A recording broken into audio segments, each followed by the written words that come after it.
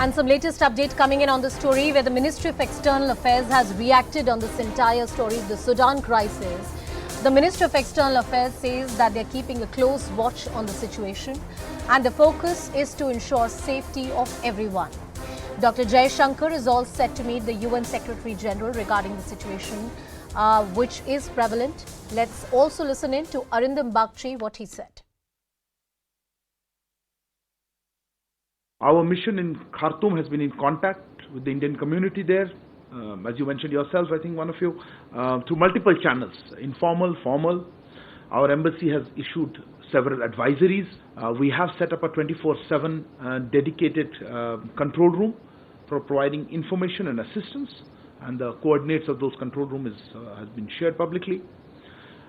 We are engaged with countries in the region and other countries. Currently, our focus is on ensuring the safety and well-being of the individuals wherever they are located. Cutting across to my colleague Pallavi Ghosh, who's with us on the broadcast. Pallavi, this issue, of course, has resonated in Karnataka elections as well. There's an assurance coming in from the Ministry of External Affairs that this is being taken up at the highest levels. Tell us more about this. That's right. And you're absolutely right, Anusha. This has now also become a political issue and not just an issue of diplomacy. Yeah. Even though the government has been making the point that the minister himself has made to Siddaramaiah that listen, don't make a diplomatic issue the political issue because this is sensitive situation. But politics over it hasn't stopped. However, just to set the record straight, today the MEA once again officially reiterated the fact that there are two important developments. One, the Indian mission is closely monitoring the situation and every effort is being made to ensure that the Indians who are there in Sudan are brought back home safely. In fact, the point which the government also made is that in the case of what we saw during the Ukraine war, also Indian students were managed to be evacuated. So that is something which the Indian government is working upon. Yeah. And second, when the foreign minister is going to be going to New York, he's going to take up the matter himself with the UN Secretary General. That matter to be taken up by Dr. Jaishankar with the UN Secretary General at the highest level. That's the assurance coming in from the government.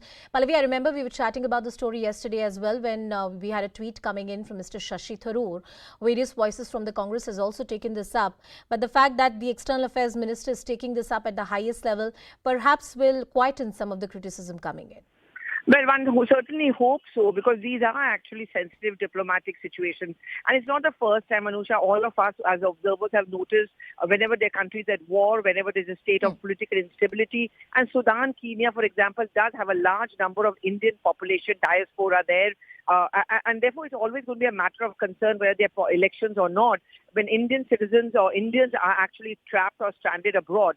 And I was giving this quick example of the Ukraine war. And over there, we saw that how the Indian mission had swung into action, evacuated the Indian students who were trapped in many parts of Ukraine.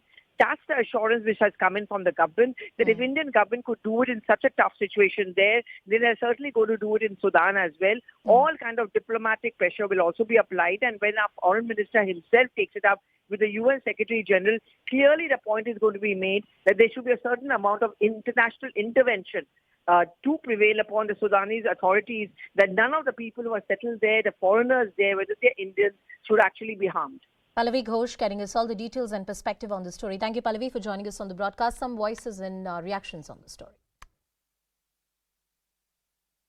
Bommai government's apathy, cruelty, indifference, indecisiveness can be gauged from the fact that in the civil war in Sudan, members of Haki Pakki tribe, they are now without food or shelter, but Prime Minister and Home Minister are busy politicking. That is the indifference and apathy they have for the members of Haki Pakki tribe who are now stranded in Sudan.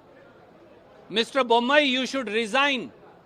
You should hang your head in shame.